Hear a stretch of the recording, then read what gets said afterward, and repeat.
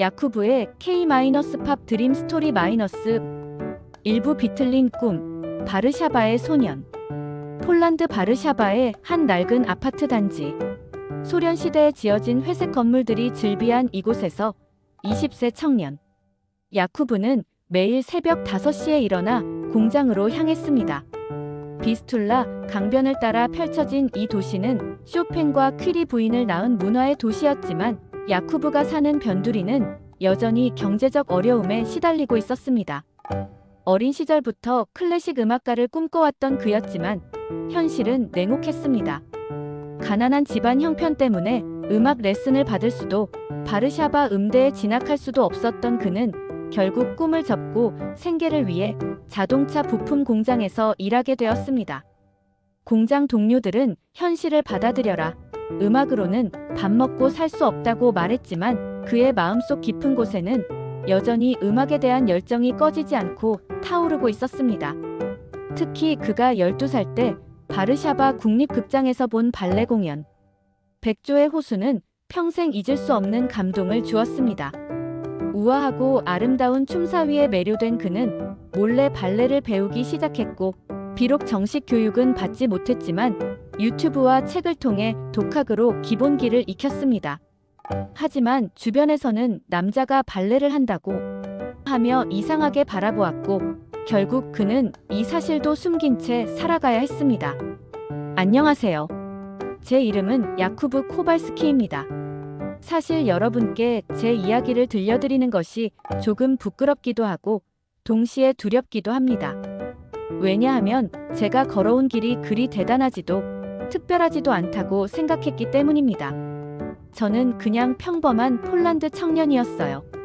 바르샤바 변두리 판넬 아파트 3층에서 부모님, 여동생과 함께 사는 그런 평범한 가정의 아들이었습니다.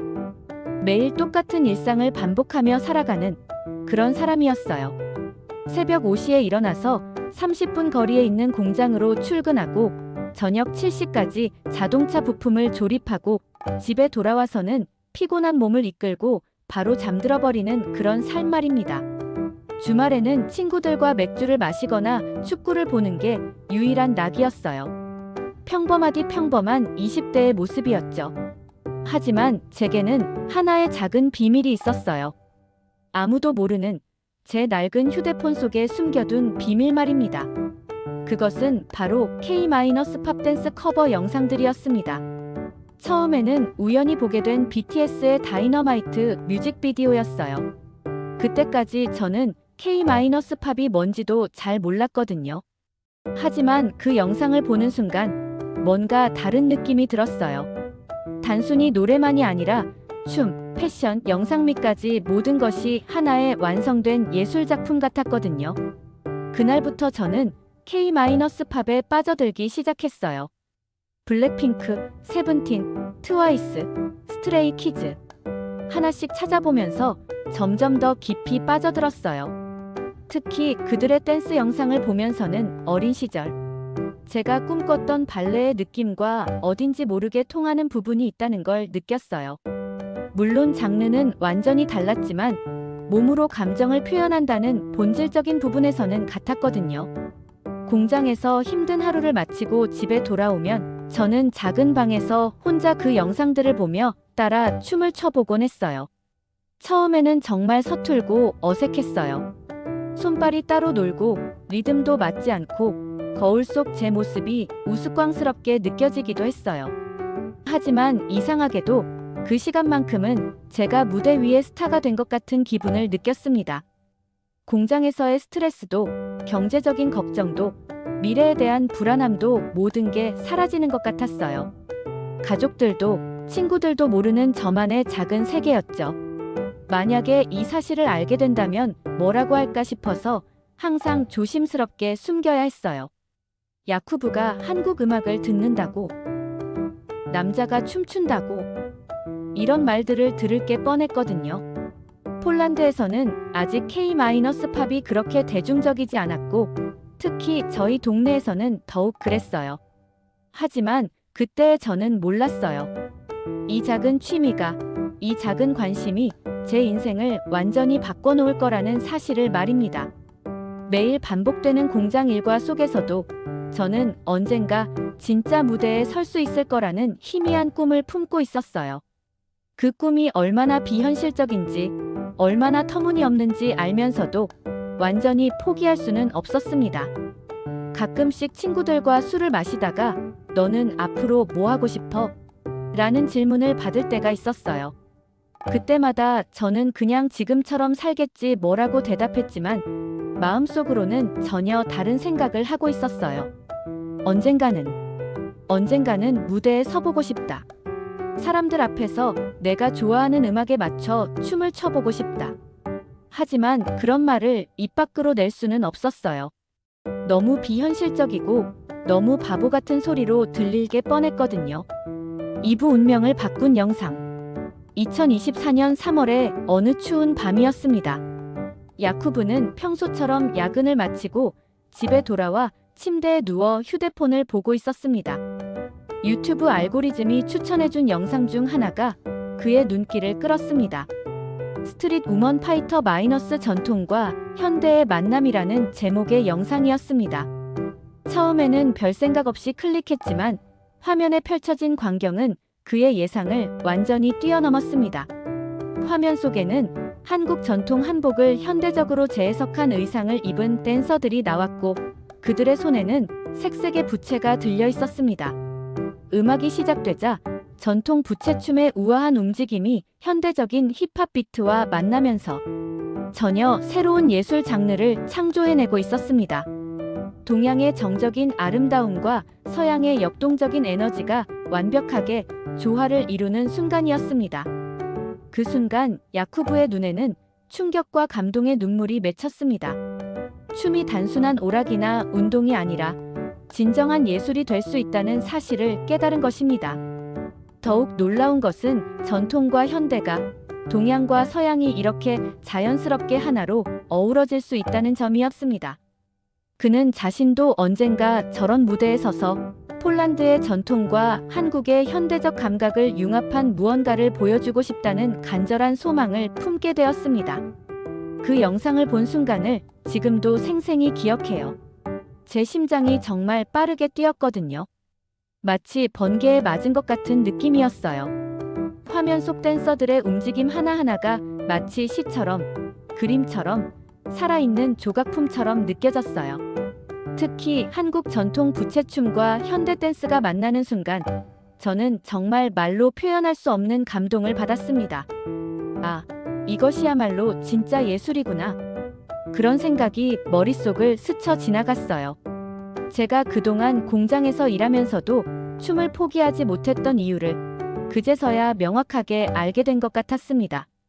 춤은 단순한 몸짓이 아니라 마음을 전하는 언어였던 거예요.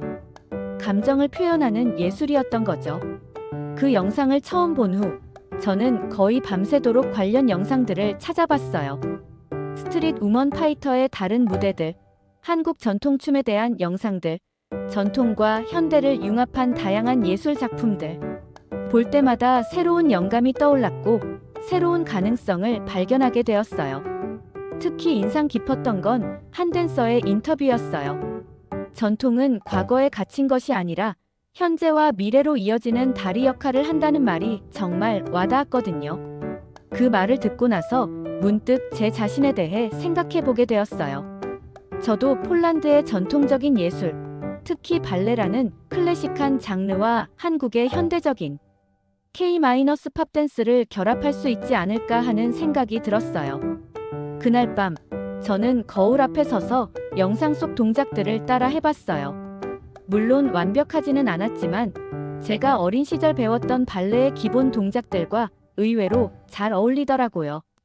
부채는 없었지만 수건을 들고 흉내를 내보기도 했어요. 그러면서 점점 더 확신이 들었어요. 나도 할 수 있을 것 같다.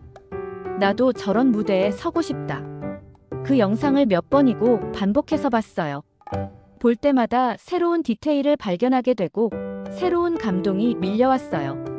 댄서들의 표정, 손끝의 섬세한 움직임, 음악과 완벽하게 싱크되는 타이밍. 모든 것이 계산되고 연습된 완성도 높은 작품이었어요. 나도 저 무대에 서고 싶다. 나도 사람들에게 저런 감동을 줄 수 있는 춤을 추고 싶다. 그 생각이 머릿속에서 떠나지 않았어요. 그날 밤, 저는 거의 새벽 4시까지 그 영상을 보며 눈물을 흘렸어요. 기쁨의 눈물이면서 동시에 아쉬움의 눈물이기도 했어요. 기뻤던 이유는 제가 진짜 하고 싶은 일을 찾았다는 것 때문이었어요. 그동안 막연하게만 느껴졌던 제 꿈이 구체적인 모습을 갖게 된 거죠. 하지만 동시에 아쉬웠던 건 제가 살고 있는 곳에서는 저런 무대를 꿈꾸는 것조차 사치처럼 느껴졌거든요. 한국은 너무 멀고 언어도 다르고 문화도 달라서 도저히 불가능해 보였어요. 하지만 그 순간 저는 마음속 깊은 곳에서 결심했어요. 어떤 방법을 써서라도 저 무대에 서보겠다. 적어도 시도는 해보겠다.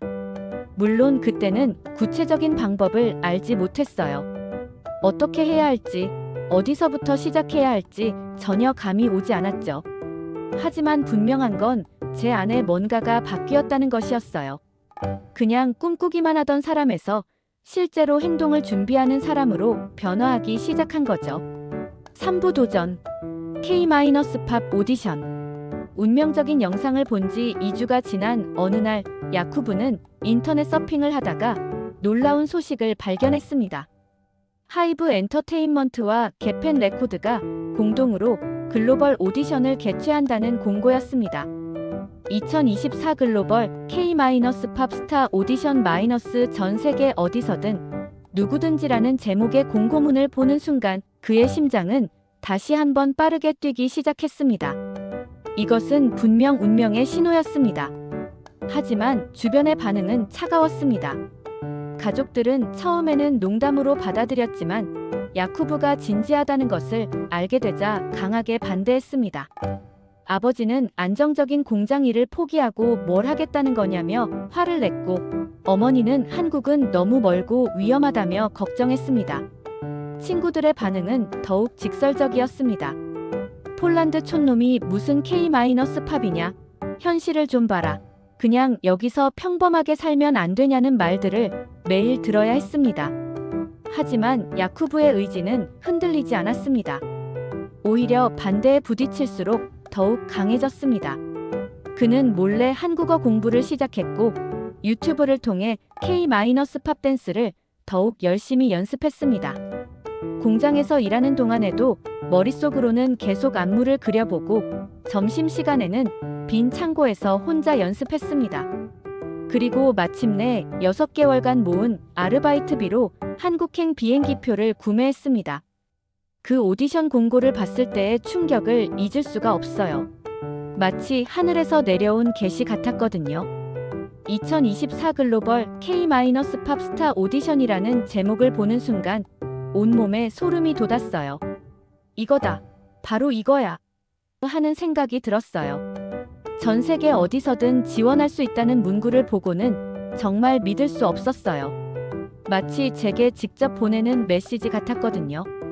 그런데 공고를 자세히 읽어보니까 조건들이 만만치 않더라고요. 기본적인 한국어 실력, 댄스와 보컬 실력, 그리고 무엇보다 한국에서 최소 6개월간 트레이닝을 받을 수 있는 조건들. 하나하나가 다 어려운 조건들이었어요. 특히 경제적인 부분이 가장 큰 걸림돌이었죠. 하지만 저는 포기할 수 없었어요. 그 스트릿 우먼 파이터 영상을 본 이후로 제 마음속에는 꺼지지 않는 불길이 타오르고 있었거든요. 그래서 일단 가족들에게 털어놓기로 했어요. 저녁 식사 시간에 조심스럽게 꺼냈는데 반응은 정말 최악이었어요. 아버지는 처음에는 제가 농담하는 줄 알고 웃으셨어요. 그런데 제가 진지하다는 걸 아시고는 완전히 화를 내시더라고요. 너는 지금 안정적인 일자리가 있잖아. 공장에서 성실히 일하면 팀장도 될 수 있고 결혼해서 가정도 꾸릴 수 있어. 그런데 뭔 한국이야? K-팝이야? 하시면서 정말 크게 화를 내셨어요. 어머니는 다른 방식으로 걱정하셨어요. 한국은 너무 멀어. 언어도 다르고 문화도 달라. 거기서 무슨 일이 일어날지 모르는데 어떻게 보내냐? 하시면서 눈물까지 보이시더라고요. 여동생은 오빠가 미쳤나봐. 현실 좀 봐라고 직설적으로 말했어요. 친구들의 반응은 더 심했어요. 제일 친한 친구인 미하우가 야쿠브, 너 정신 차려. 폴란드 사람이 K-팝 한다고? 그게 말이 되는 소리야? 라고 했을 때는 정말 상처받았어요. 다른 친구들도 현실을 좀 봐라. 그냥 여기서 평범하게 살면 안 되냐? 한국 사람들이 너 같은 외국인을 받아줄 것 같아? 라는 말들을 쏟아냈어요. 심지어 직장 동료들도 알게 되었는데 그들의 반응은 더욱 냉소적이었어요. 야쿠브가 연예인이 되겠다고 한다더라. 폴란드 촌놈이 무슨 K-팝이냐라는 말들이 공장 전체에 퍼졌어요. 점심시간에는 저를 보고 킥킥거리며 웃는 사람들도 있었고요. 하지만 이상하게도 그런 반대와 비웃음을 들을수록 저는 더욱 확신이 들었어요. 아, 내가 정말 뭔가 다른 길을 가려고 하는구나 하는 생각이 들었거든요. 만약에 모든 사람들이 좋은 생각이야, 응원할게라고 했다면 그건 그냥 평범한 선택이었을 거예요. 하지만 이렇게 모든 사람들이 반대한다는 건 제가 정말 특별한 도전을 하려고 한다는 증거 같았어요. 그래서 저는 몰래 준비를 시작했어요. 일단 한국어부터 공부해야겠다고 생각해서 유튜브로 한국어 강의를 듣기 시작했어요. 발음이 정말 어려웠어요. 폴란드어와는 완전히 다른 언어 체계라서 처음에는 안녕하세요조차 제대로 발음할 수 없었어요. 하지만 매일 밤 1시간씩, 때로는 2시간씩 꾸준히 연습했어요.